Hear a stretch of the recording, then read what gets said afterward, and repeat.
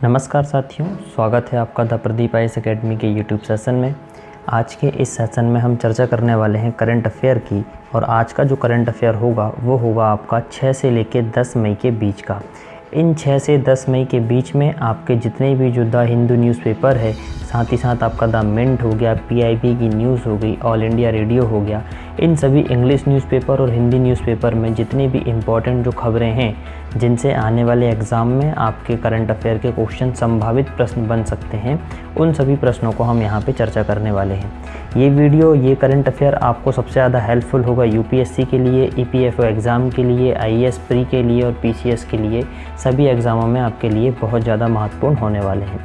इसके साथ ही साथ ये जो वीडियो होगा ये हमारा पार्ट 1 होगा, ये ना कि आपको 6 से लेकर 10 मई के बीच में जितने भी जो पार्ट आने वाले हैं उसका ये सबसे पहला पार्ट होगा, पार्ट 1।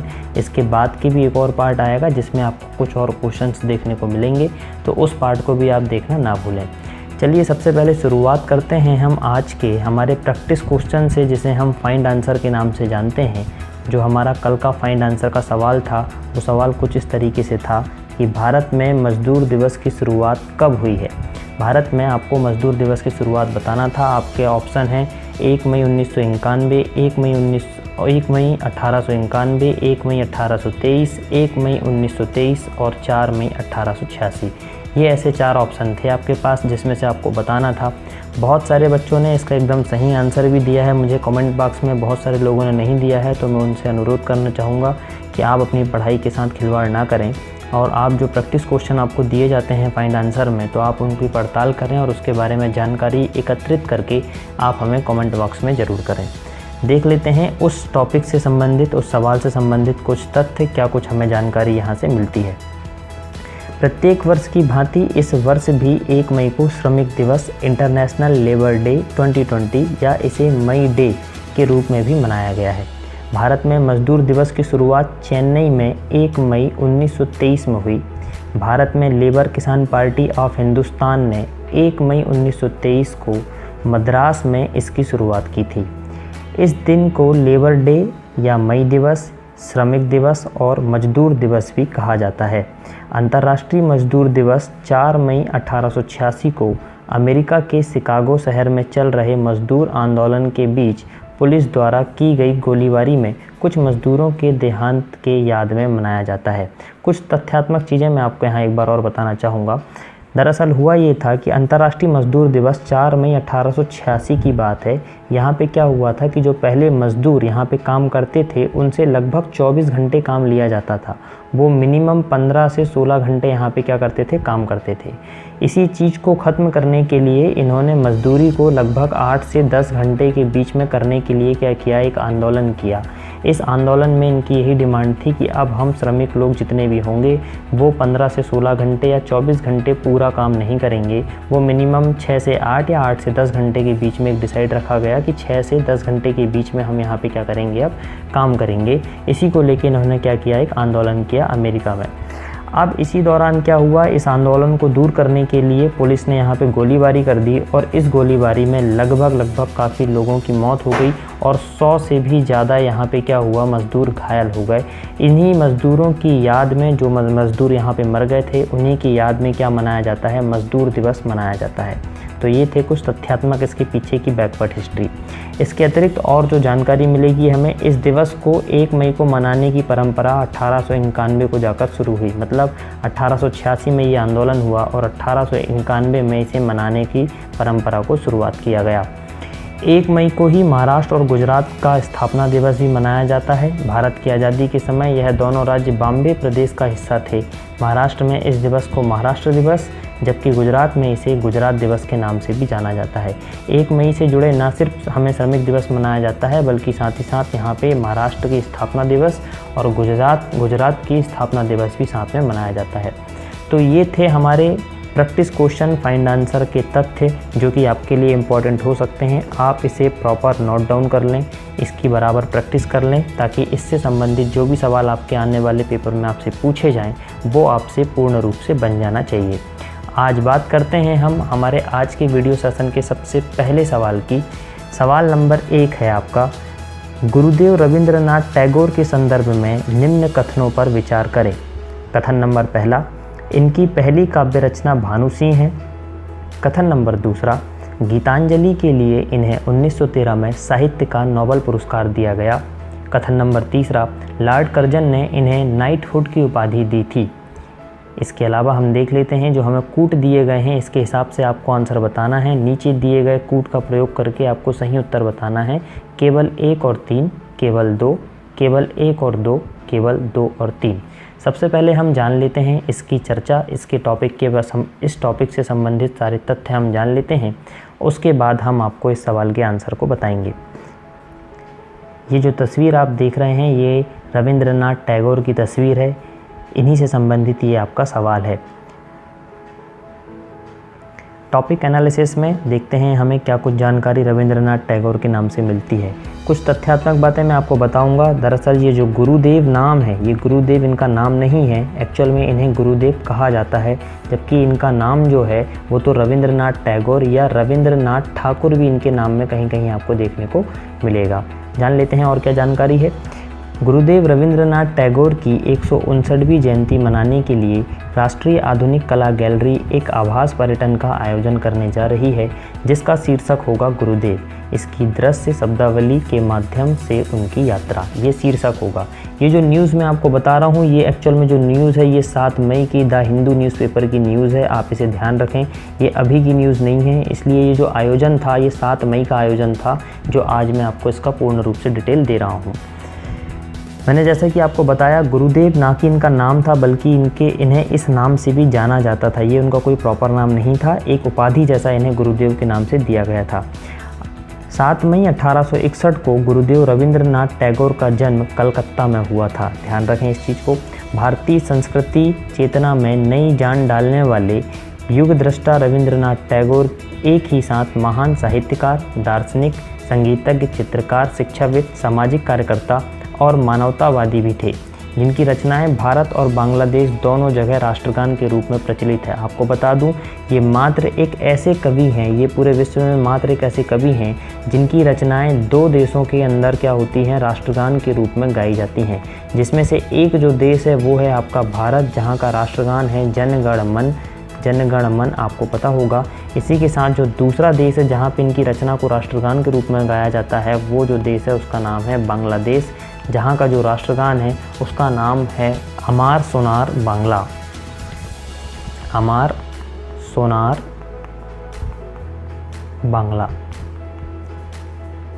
ये इनकी रचना है जिसे इन दोनों देश में राष्ट्रगान के रूप में गाया जाता है। इन्होंने विश्व भारती नामक एक अनोखे शैक्षणिक संस्थान की स्थापना भी की है, जो अभी तक चल रहा है। इस बात को बहुत अच्छे से ध्यान रखें, विश्व भारती नामक एक अनोखा शैक्षणिक संस्थान। कई बार पेपर में आपसे विश्व भारती की स्थापना किसने की थी ऐसा पूछा जाता है, तो विश्व भारती की जो स्थापना है वो किसने की है, रविंद्रनाथ टैगोर ने की है, इसे आपको ध्यान रखना है। 16 वर्ष की आयु में उन्होंने अपनी पहली काव्य रचना भानु सिंह के नाम से प्रकाशित कराई थी। पहली इनकी जो काव्य रचना है वो कौन सी है, भानु सिंह है, इसे भी आपको ध्यान रखना है। विश्व धर्म संसद में उन्होंने 1929 से लेकर 1937 तक भाषण दिया था। ये भी कई बार आपसे ऐसा सवाल पूछ लिया जाता है कि विश्व धर्म संसद में रविंद्रनाथ टैगोर द्वारा दिया गया भाषण कब से कब तक था, तो इनका भाषण कब से कब तक था, 1929 से लेकर 1937 तक इन्होंने विश्व धर्म संसद में भाषण दिया था।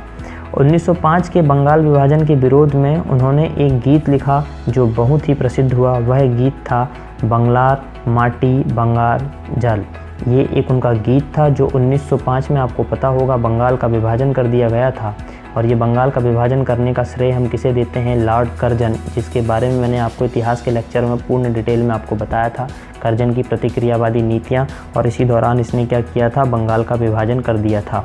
तो इसी बंगाल के विभाजन के समय इन्होंने एक गीत लिखा था जो बहुत प्रसिद्ध हुआ था। उस गीत का नाम था बंगलार माटी बंगलार जल, इस गीत का नाम था। बात करते हैं हम इनके कुछ सम्मान की, जो इन्हें सम्मान मिले हुए हैं।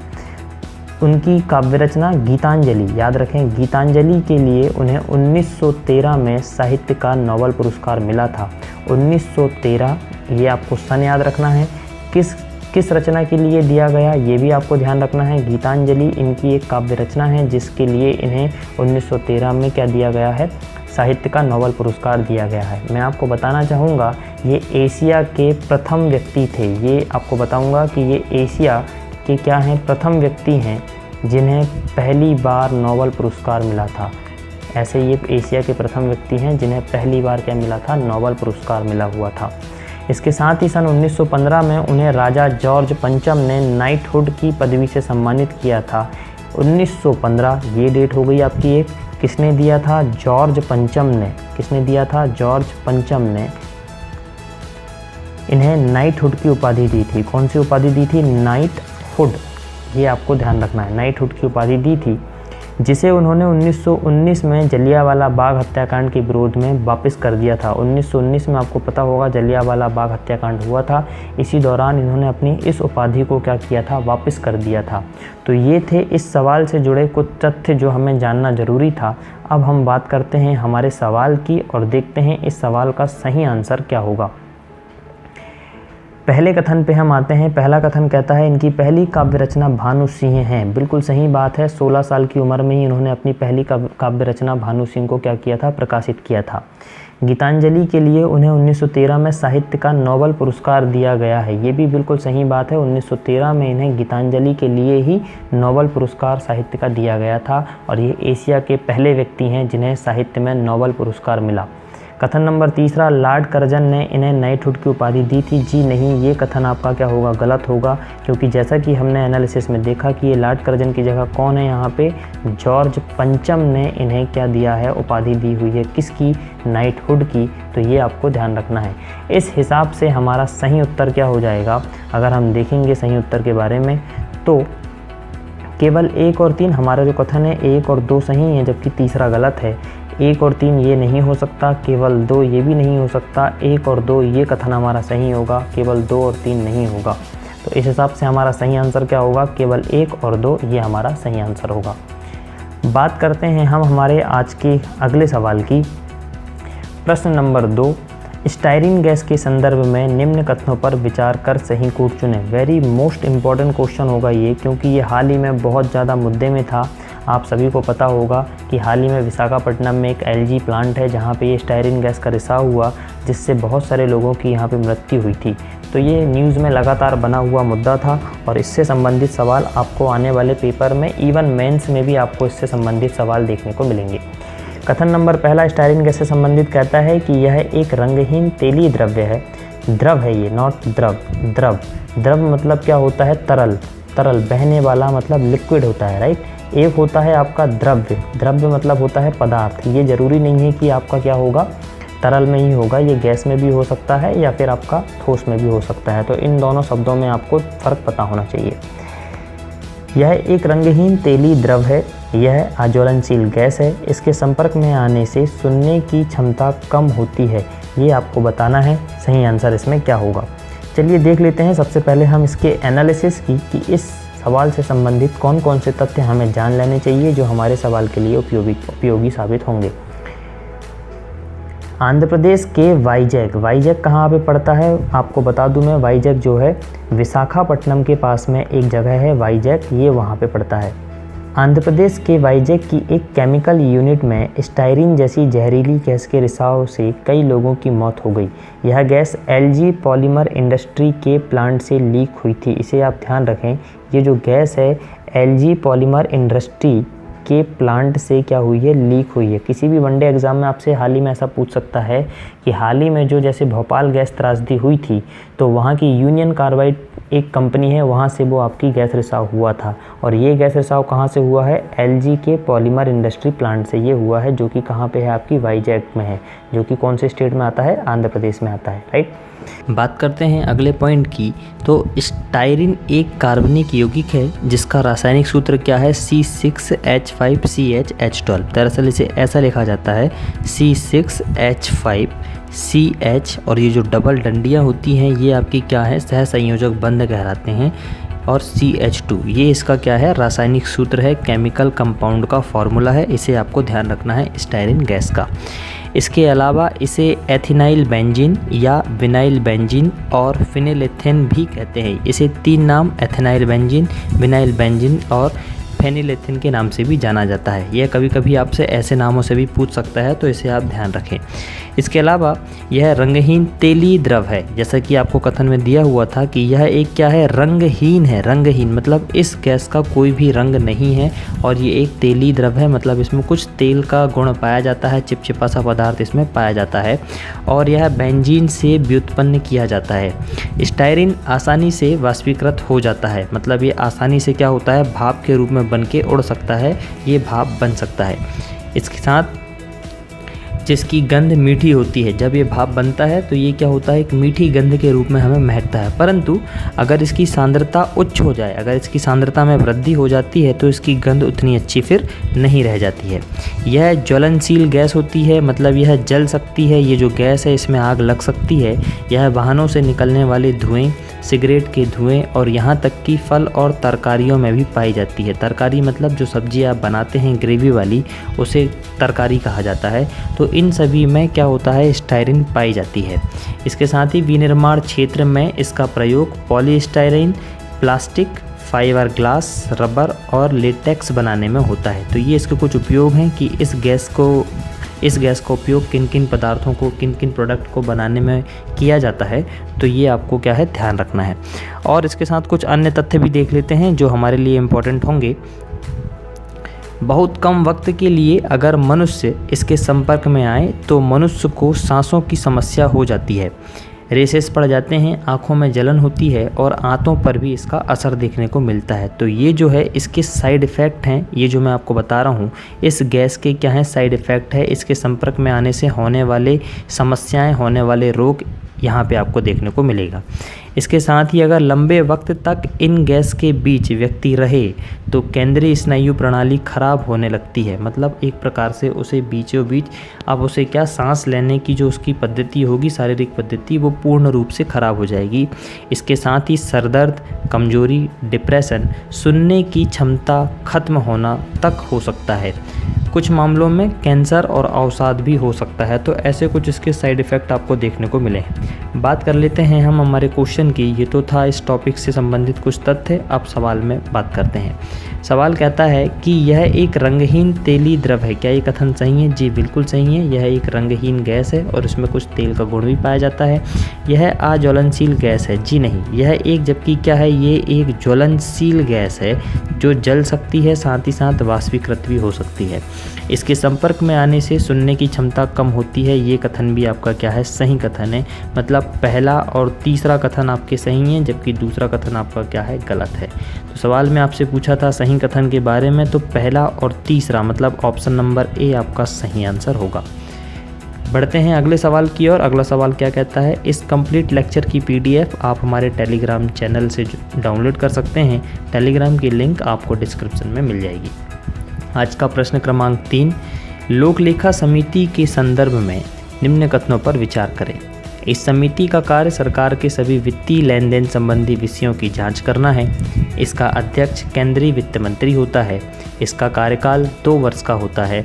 उपरोक्त कथनों में से कौन सा कथन असत्य है? आपको ये बताना है कि इसमें से कौन सा कथन असत्य है। तो कथनों को जानने से पहले सबसे पहले हम जान लेते हैं टॉपिक के बारे में, टॉपिक एनालिसिस देख लेते हैं। उसके बाद हम सवाल पे बात करेंगे कि लोक लेखा समिति के बारे में क्या है। ये लोक लेखा समिति, लोकसभा में कांग्रेस नेता अधीर रंजन चौधरी को लोक लेखा संसदीय समिति का अध्यक्ष नियुक्त किया गया है। आपको बता दें कि हाल ही में क्या हुआ है, लोक लेखा समिति है, उसके अध्यक्ष का चुनाव हुआ है, उसकी नियुक्ति हुई है, जिसमें अधीर रंजन चौधरी को क्या किया गया है, नियुक्त किया गया है। विदित हो कि लोक लेखा समिति का अध्यक्ष लोकसभा के विपक्ष का नेता होता है। ये आपको ध्यान रखना है। क्या होता है, आपने देखा होगा कि एक होता है पक्ष, जिसे हम क्या कहते हैं, सरकार, जो बहुमत के साथ जीत के आती है या जो भी होती है, सरकार जिसकी होती है उसे हम क्या कहते हैं, पक्ष। इसी के विपरीत में बैठा होता है कौन, विपक्ष, जिनकी सरकार नहीं होती है, परंतु ये लोग लोकसभा में भी होते हैं, राज्यसभा में भी होते हैं। सरकार द्वारा लाई गई नीतियों के ऊपर सवाल जवाब करना इनका काम होता है। तो ये विपक्ष का काम होता है। इस विपक्ष का लोकसभा का जो नेता होगा, लोकसभा में इन विपक्ष का एक प्रॉपर नेता होता है, वो जो नेता होगा इस लोक लेखा समिति का अध्यक्ष बनता है। ये आपको ध्यान रखना है। मतलब विपक्ष में, लोकसभा के विपक्ष का जो नेता होगा वही लोक लेखा समिति का अध्यक्ष होता है। इस समिति का कार्य सरकार के सभी वित्तीय लेन देन संबंधी विषयों की जाँच करना है। ये क्या करती है? वित्तीय लेन देन संबंधी सरकार के जो भी होते हैं लेन देन, उसके विषय में जाँच करती है। इस समिति में 22 सदस्य होते हैं, जिसमें से 15 सदस्य जो होते हैं वो आपके किससे होते हैं? लोकसभा से 15 सदस्य होते हैं, जबकि राज्यसभा से आपके कितने सदस्य होते हैं? 7 सदस्य होते हैं। तो ये बात आपको ध्यान रखना है। समिति का कार्यकाल 1 वर्ष का होता है। समिति का जो कार्यकाल है वो कितने वर्ष का है? 1 वर्ष का है, ना कि 2 वर्ष का। 2 वर्ष आपके ऑप्शन में दिया हुआ है, तो ये आपको गलत होगा। 1 वर्ष इसका कार्यकाल होता है और कोई मंत्री इस समिति का सदस्य नहीं हो सकता। बहुत इंपॉर्टेंट तथ्य है ये कि इस समिति का कोई भी सदस्य मंत्री नहीं हो सकता। इसमें जितने भी सदस्य होंगे वो कोई मंत्री नहीं होने चाहिए। संसदीय समितियां वे मंच हैं जहां किसी प्रस्तावित कानून के ऊपर विस्तृत विचार विमर्श होता है। मैं आपको बताना चाहूँगा संसदीय समितियां एक्चुअल में क्या होता है। जब कोई भी प्रस्ताव लोकसभा में या राज्यसभा में लेके आया जाता है तो उस प्रस्ताव में उस टॉपिक से संबंधित क्या होता है, कुछ समितियां बनाई जाती हैं और वो समितियां क्या करती हैं, जो प्रस्ताव आएगा उन प्रस्तावों के ऊपर विचार विमर्श करेंगी, उसके कुछ फ़ायदे, उसके नुकसान, उसमें क्या हमें आगे पॉलिसी रखना चाहिए, तो ये समितियां इसमें विचार विमर्श करती हैं। ऐसे ही कुछ संसदीय समितियां जो हमारे यहाँ हैं, जिसमें से एक याचिका समिति है। जो समितियाँ मैं आपको बता रहा हूँ ये सारी समितियाँ आपकी संसदीय समितियाँ हैं। एक याचिका समिति है। आपने एक प्राक्कलन समिति के बारे में सुना होगा। प्राक्कलन समिति ये भी एक हमारी संसदीय समिति है। एक विशेष अधिकार समिति होती है। तो ऐसी कुछ समितियां होती हैं। एक आपने लोक लेखा समिति के बारे में तो सुना ही सुना। तो ये सारी की सारी समितियां क्या हैं, एक किसी न किसी प्रस्तावित कानूनों के ऊपर क्या करती हैं, विचार विमर्श करती हैं, जिसमें से एक लोक लेखा समिति भी आपकी एक समिति है। तो ये था तथ्य हमारे लोक लेखा समिति के बारे में। अब देख लेते हैं हम क्या आज के सवाल के बारे में कि इसका सही जवाब क्या होगा।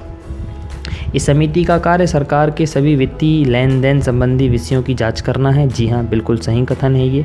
इसका अध्यक्ष केंद्रीय वित्त मंत्री होता है। जी नहीं, ये केंद्रीय वित्त मंत्री नहीं होगा। केंद्रीय वित्त मंत्री वित्त मंत्रालय का प्रमुख होता है, जबकि जो इसका अध्यक्ष होगा, इस समिति का जो अध्यक्ष होगा वो क्या होगा, लोकसभा में विपक्ष का जो नेता होता है, विपक्ष का नेता, इसका क्या होता है, अध्यक्ष होता है। ये आपको ध्यान रखना है। मतलब कथन नंबर दूसरा हमारा गलत होगा।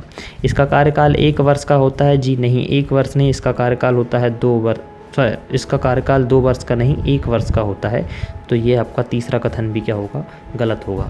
उपरोक्त कथनों में से कौन से कथन असत्य बताना है आपको। ध्यान रखें, ऐसे सवाल कई बार आपको गुमराह करते हैं। ये असत्य पूछा है, ना कि सत्य में।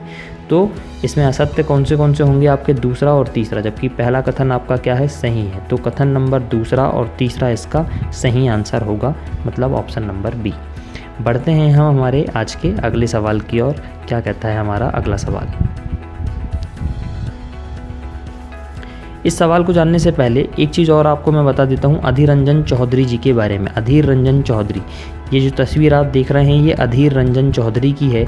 अधीर रंजन चौधरी जो है कांग्रेस के एक नेता हैं, जिनका जन्म हुआ था 2 अप्रैल 1956 को इनका क्या हुआ था, जन्म हुआ था। और इनका जन्म कहाँ पे हुआ था ये मैं आपको बताना चाहूँगा।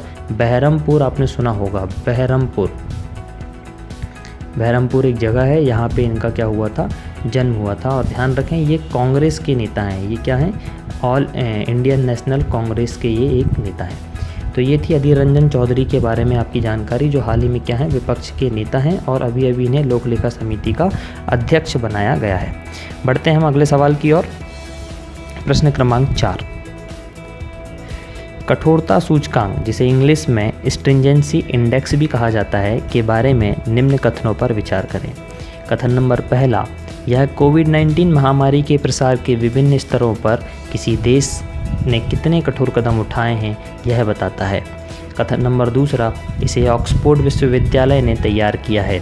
उपरोक्त कथनों में से कौन सा कथन सत्य है ये आपको बताना है। केवल 1, केवल 2, 1 और 2, उपरोक्त में से कोई नहीं।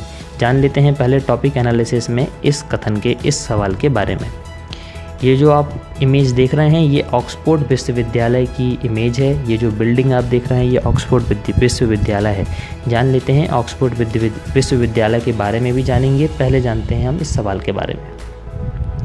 ऑक्सफोर्ड विश्वविद्यालय ने एक कठोरता सूचकांक, जिसे इंग्लिश में स्ट्रिंजेंसी इंडेक्स के नाम से जाना जाता है, तैयार किया है। मतलब इसे तैयार करने वाली संस्था कौन है? ऑक्सफोर्ड विश्वविद्यालय ही है, जिसमें बताया गया है कि कोविड-19 महामारी के प्रसार में विभिन्न स्तरों पर किस देश ने कितने कठोर कदम उठाए हैं। मतलब जैसे आपने देखा होगा कि जो बीमारी फैली, उस बीमारी के नियंत्रण के लिए हर देश अपने अपने नए नए कदम उठाते रहा। किस देश ने कितने कठोर कदम उठाए हैं इसे कंट्रोल करने के लिए, उससे संबंधित ये जानकारी है। आपको बता दें, हमारे यहाँ भारत में आपने देखा होगा कि 22 मार्च से ही क्या कर दिया गया था, लॉकडाउन लगा दिया गया था।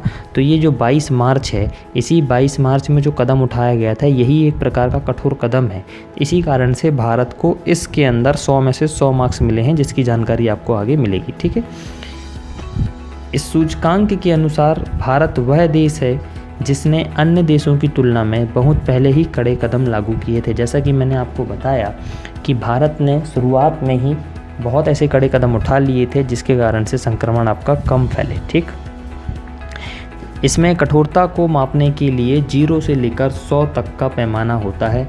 आपको इसको बता दूं कि इसकी रैंकिंग कैसे की जाती है। 0 से लेके 100 तक, 0 से लेके 100 तक आपकी क्या होगी, इसमें रैंकिंग की जाएगी।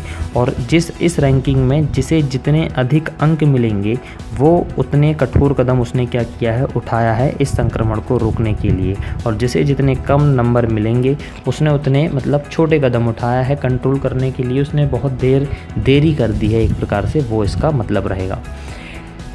इसका मापने का मानदंड आपको बता चुका हूँ मैं, 0 से लेकर 100 तक का इसका मानदंड रहेगा नापने का। और जिस देश को अधिक अंक मिलेंगे उसे ही सबसे ज़्यादा कठोरता के रूप में माना जाएगा।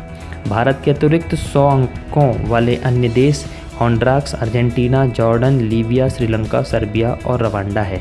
आपको बता दूं इस सूची में भारत को 100 अंक मिले हुए हैं। 100 अंक इसलिए मिले हैं क्योंकि इसने अच्छे कठोर कदम उठाया है।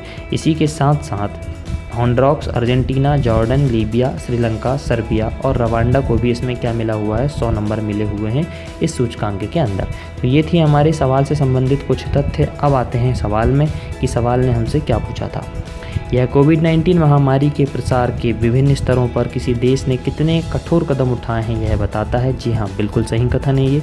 इसे ऑक्सफोर्ड विश्वविद्यालय ने तैयार किया, ये भी एकदम सही कथन है। मतलब दोनों कथन हमारे सही हैं। Answer number C. अब बात कर लेते हैं हम ऑक्सफोर्ड विश्वविद्यालय की।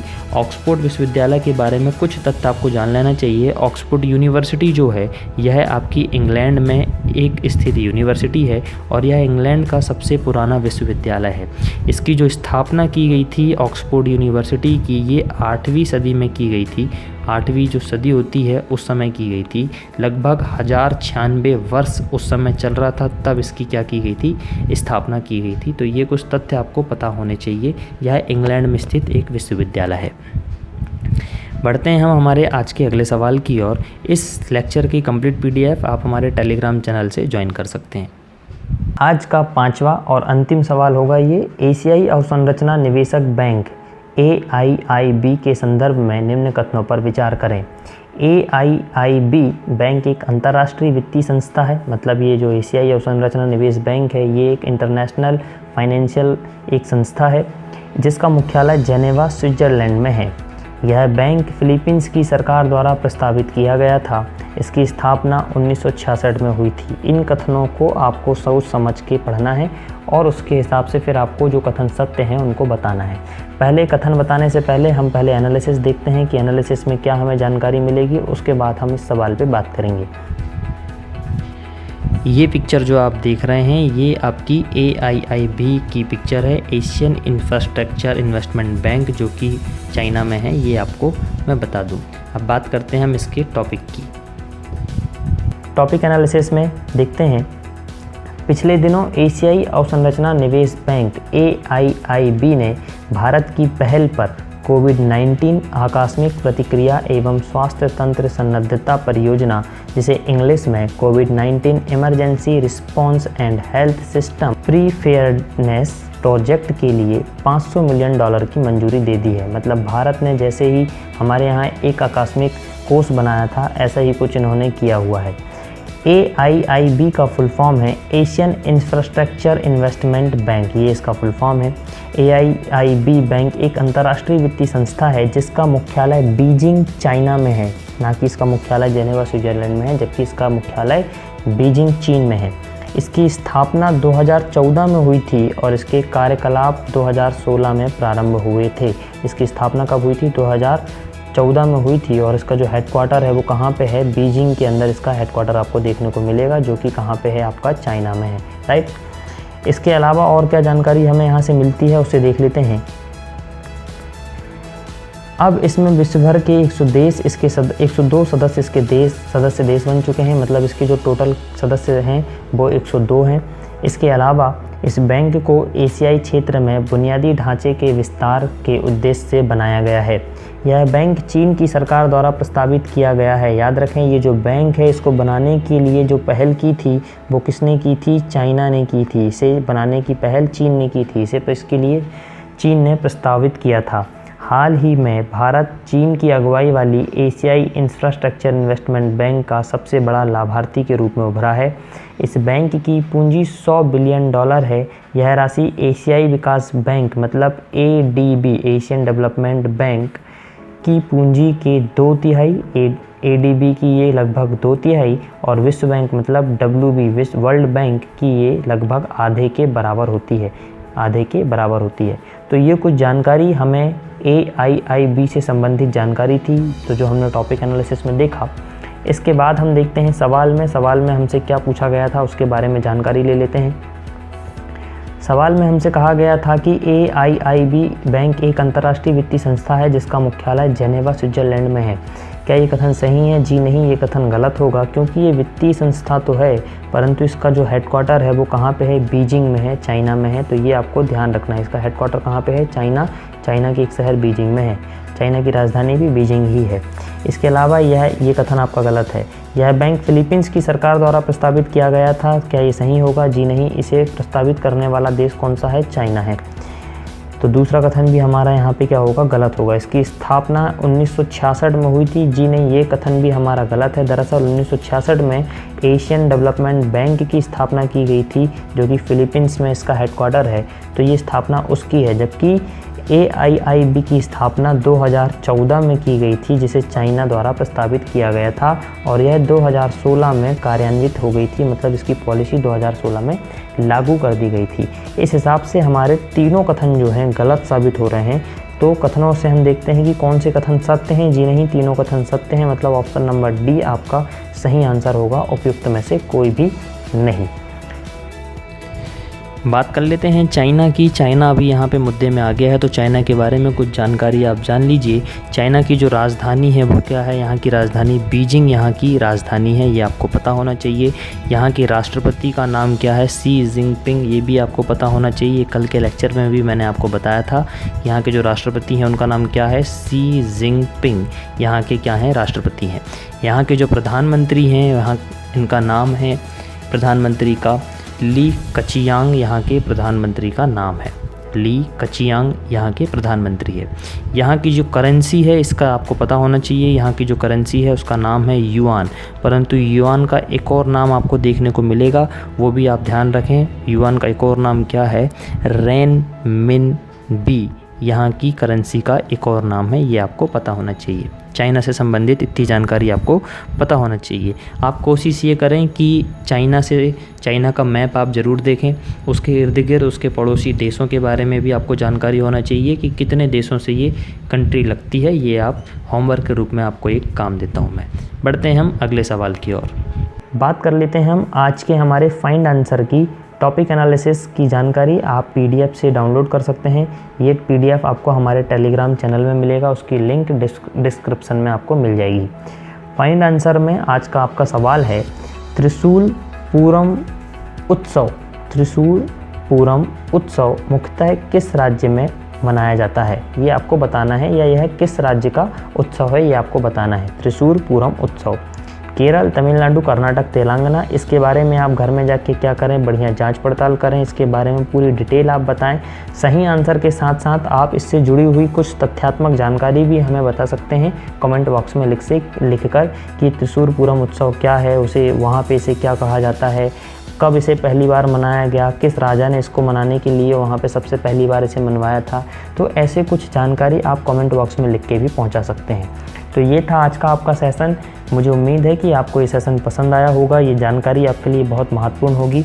इसी के साथ अगर आप हमारे चैनल पे नए व्यूअर हैं, अगर आप हमें पहली बार देख रहे हैं, अगर आपको ये वीडियो अच्छी लग रही है तो चैनल को आप सब्सक्राइब करें, साथ ही साथ बेल आइकॉन को भी आप वहाँ पे प्रेस कर लें ताकि आपको समय समय पे नोटिफिकेशन मिलते रहे। इन वीडियो को आप शेयर कर सकते हैं, आप इन वीडियोस के माध्यम से उन बच्चों तक ये वीडियो पहुँचा सकते हैं जिन्हें ये जानकारी नहीं मिल पा रही है, और वो भी अपनी तैयारी को पूर्ण रूप से कर सकते हैं। इसी के साथ बने रहें आप द प्रदीप IAS एकेडमी के साथ। मिलेंगे हम अगले सेशन में। Stay in, stay safe, stay happy. Thank you.